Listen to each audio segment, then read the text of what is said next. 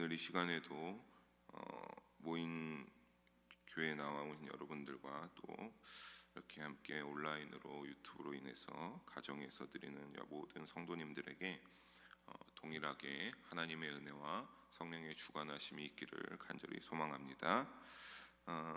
오늘 요한복음 1장 29절에서 34절의 세례 요한은 하나님께서 보내실 때 특별한 사명을 맡긴 자였다라고 하는 것을 토요일마다 함께 나누면서 말씀드렸었습니다.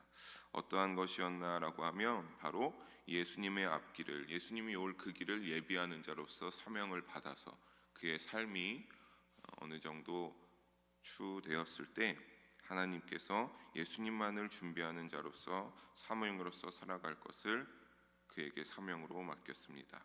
이를 그래서 사도 세례 요한은 정확히 알았고 자신은 낮아지고 오직 예수님만이 높아져야 함을 말했으며, 또한 그 전에는 빛으로 오신 태초부터 하나님과 함께 계신 분이 바로 예수님이었다라고 하는 것을 주저없이 고백함을 우리는 말씀으로 함께 나누었습니다. 그는 그래서 그를 따라 진정 믿고 따라야 할 자가 누구인가 하는 것을 알게 하여 자신의 사명을 충실하게 감당하였습니다. 그 가운데 오늘 우리가 읽은 본문에서는 그 무엇보다 세례 요한이 예수 그리스도를 어떤 분으로 믿고 증언해 있는지를 구체적으로 알 수가 있습니다. 29절을 우리 함께 한번 읽어봅시다. 한 목소리 읽습니다. 이튿날 요한이 예수께서 자기에게 나오심을 보고 이르되 보라,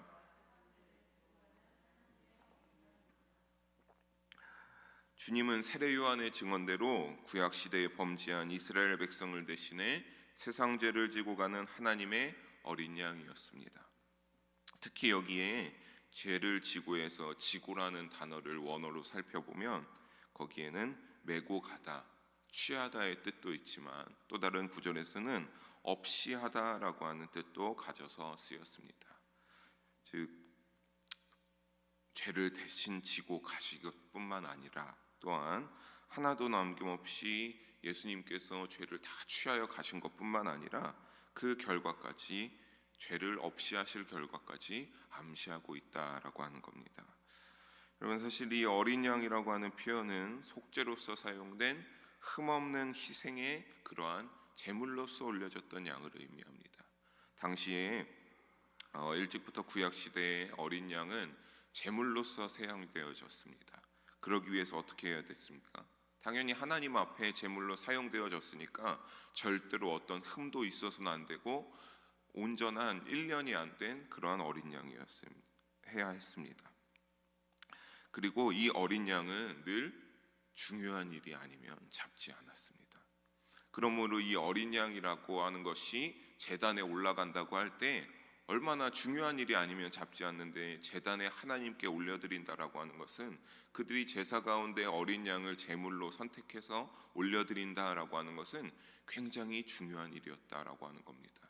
특히나 출애굽에서 마지막 재앙의 그때를 살펴보게 되면 마지막 재앙은 장자의 재앙인데 하나님께서 그 이스라엘 백성들에게 말하기를 너희가 그 장자의 재앙에서 피하기 위하여서 어떻게 할 것을 명하였는가 살펴보면 너희가 그 죽음을 피하기 위해 어린 양 피를 먼저 문설주에 바르고 그리고 그 어린 양 잡은 어린 양의 내장과 고기까지 불에 구워가지고 하나도 남김없이 빠르게 급하게 구워서 정말 급히 구워 먹으라는 표현이 나와 있습니다. 그래서 그것을 안다라고 할 때 그 재앙이 임했을 때 하나님의 영이 다니면서 그것이 문설주에 피가 발라져 있고 그 어린 양의 고기를 먹은 사람이면 그것을 감지하고 넘어가지만 그렇지 않은 자는 다 어떻게 됐습니까? 그 첫 번째로 난 것들이 동물이며 사람이며 할 것 없이 하나님이 전부 그 생을 싹 다 거두어 가셨습니다. 죽음에 이르게 하셨다라고 하는 겁니다. 여러분, 어린 양은 그렇게 굉장히 중요한 의미로 이 시기 여기에서도 사용되어졌다라고 하는 겁니다. 여러분, 이처럼 예수님은 아무런 죄와 흠이 없었지만 인간이 모든 지은 죄를 지시고 멀리 떠나 인간과 죄를 어떻게 하여 주신 겁니까? 정말 어린 양 되어서 우리와 죄 가운데서 무관하게 예수님께서 만들어 주셨다라고 하는 겁니다.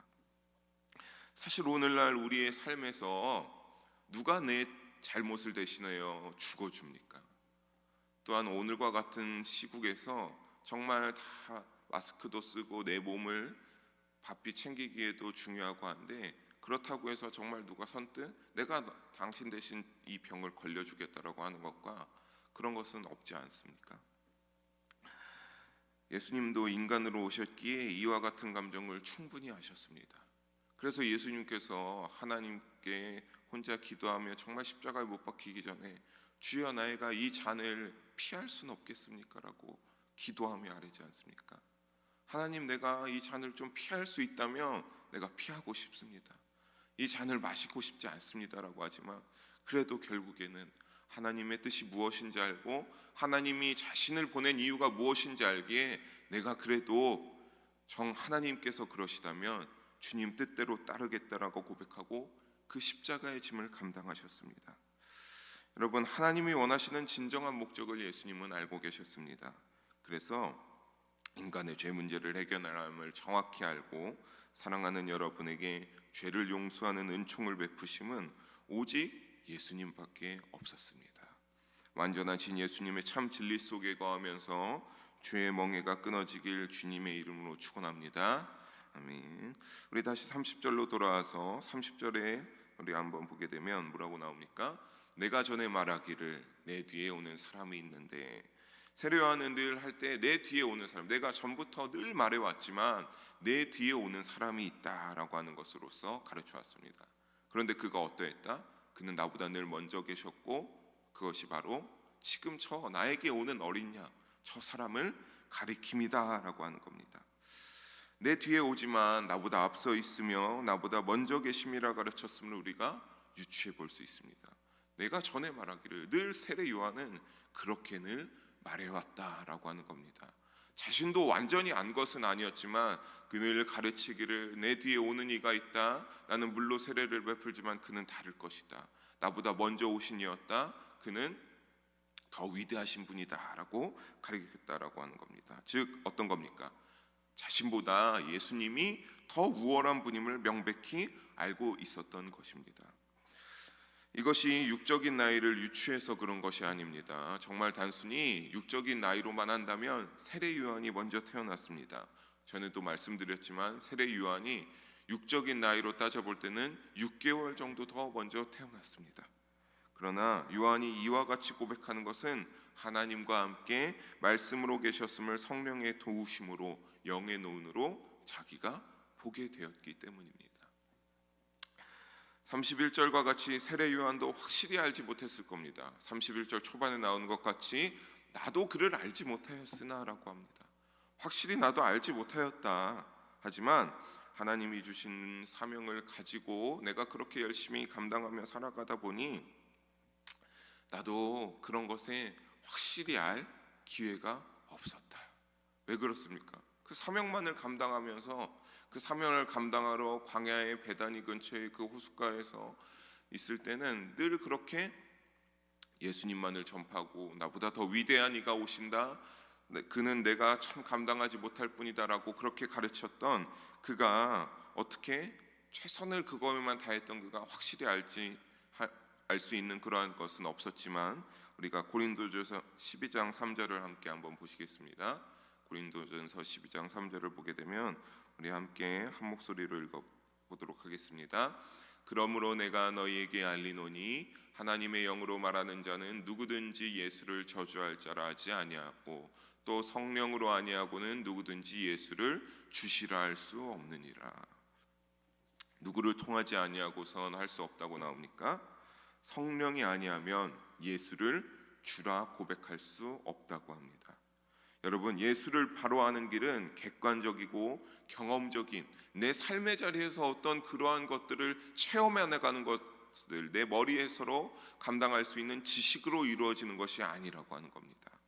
성령의 역사로 인격적으로 만나게 될 때 내 전부요, 내 구원자 예수 그리스도를 인정하며 온전히 우리가 그때서야 어떻게 되는 겁니까? 우리가 그때에서야 하나님 앞에 온전히 서고 복음 앞에 정말 다시 복음 앞에 서게 되는 겁니다. 여러분, 간절히 성령을 만나기 위해서 성령의 눈을 뜨고 성령의 은사를 받기 위해 사모하는 마음으로 기도하시길 주님의 이름으로 부탁드립니다. 여러분, 성령을 받을 때를, 성령의 은사를 받아서 방언의 기도를 받을 때를 저는 아직도 잊을 수가 없습니다. 정말 그 순간 하나님이 정말 이렇게 놀랍게 초월하여 살아계시는구나, 오늘날 나에게도 크신 사랑으로 임하여 주시는구나, 그래서 나에게 이러한 은사를 더해 주시는구나라고 하면서 정말 그 이루 말할 수 없는, 폭발할 수 없는 감정으로 하나님께 감사를 구하며 주님은 살아계십니다, 내가 주를 위해서 살아가겠습니다 결단하는 그러한 고백을 기도하며 끊임없이 했던 것을 고백합니다. 여러분, 다시 한번 부탁드리지만 성령을 통하여서 예수를 저 당시에 말하였던 자처럼 저주할 자라 하지 아니하고 예수를 주라고 시인할 수 있는 우리 영일교회 성도들이 되시길 간절히 부탁드립니다. 예수님이 세례 요한에게 세례를 받으며 예수를 하나님의 아들이요 이제 주라 시인할 수밖에 없는 일이 일어납니다. 32절에 보여짐과 같이 그것이 어떠한 일이었습니까? 요한이 또 증언하여 이르되, 내가 이제 증언하여 이르는데 그런 일이 났다. 내가 봄에 내가 내 두 눈으로 직접 보았다라고 하는 겁니다. 정말 내 두 눈으로 가시적인 사건으로 이것을 보았는데 그것이 어떤 사건입니까? 성령이 비둘기같이 하늘로부터 내려와서 그의 위에 머물렀더라.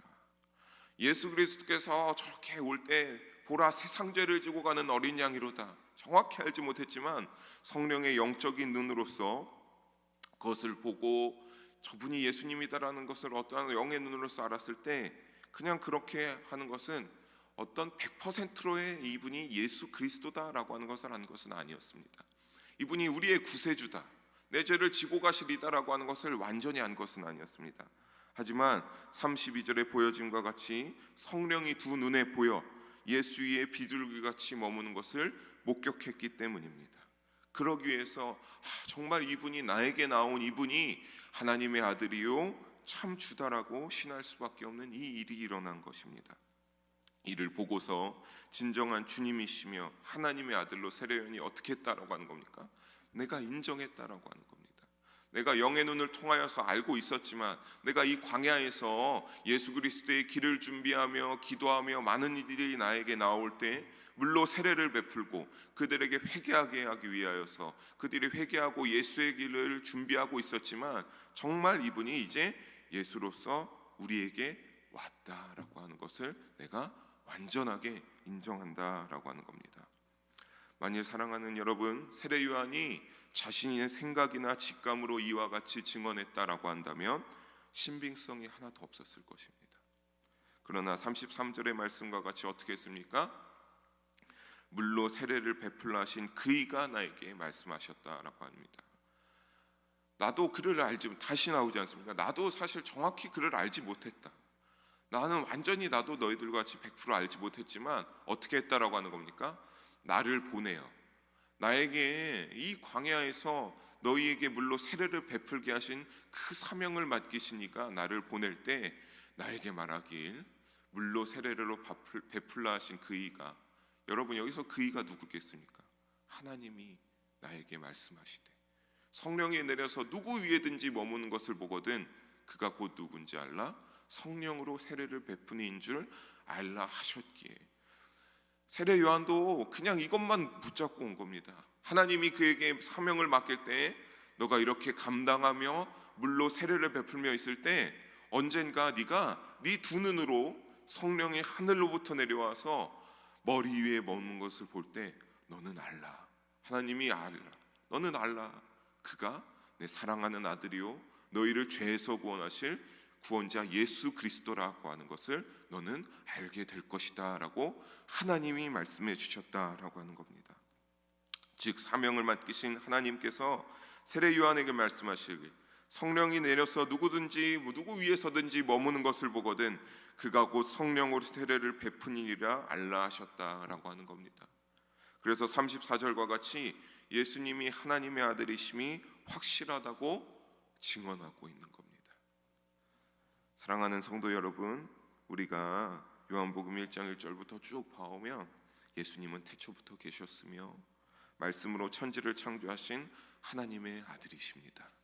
예수님의 삶이 어떻게 보면 참으로 초라하고 그렇게 비천할 수가 없습니다.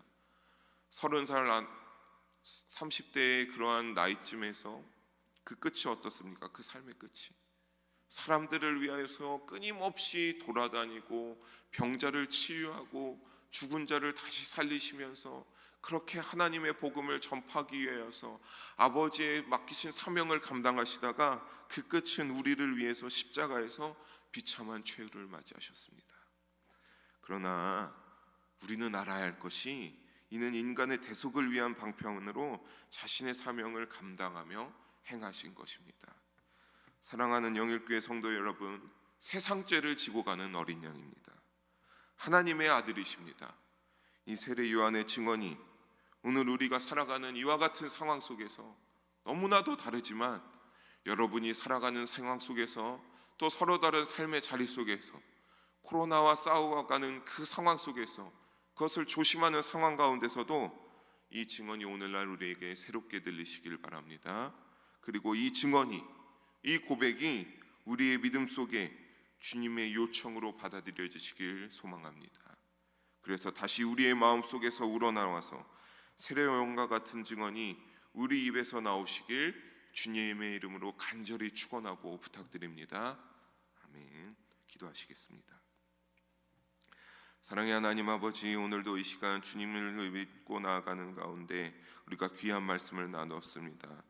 사랑의 하나님 아버지, 세례 요한은 언제나 모든 것을 알고 잘 알지 못할 때도 있었지만 성령의 도우심과 인격적인 그것을 봄으로써, 그 인격적인 역사를 봄으로써 예수 그리스도가 참된 우리의 구주이심을 고백하며 나았습니다. 하나님 아버지, 그러한 증언이 되는 우리의 삶이 되길 원합니다. 우리가 이 시대에서 믿는 자로서 이와 같은 세례 요한의 증언이 우리에게도 삶에서 일어나기를 간절히 원합니다.